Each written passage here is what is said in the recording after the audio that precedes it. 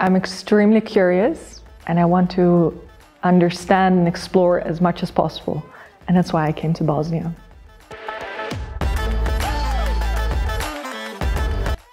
Iron Sky by Paolo Nutini. Extreme sports, which is actually hiking in Bosnia. A notebook.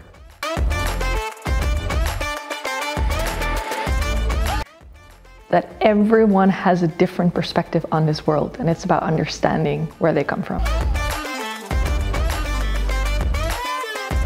Cleopatra, just saw an amazing documentary on her on Netflix. First female ruler in that part of the world, I mean, for sure. Welcoming, easy to navigate, and fantastic once you are able to get a smile on someone's face. Unforgettable.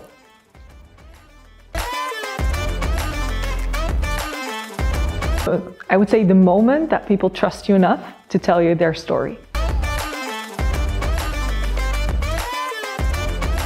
Dobar dan, kako ste?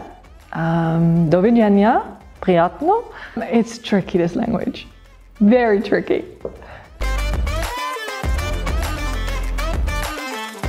Life, I feel more and more, is around finding complete joy and inner peace with the smallest and simplest of things.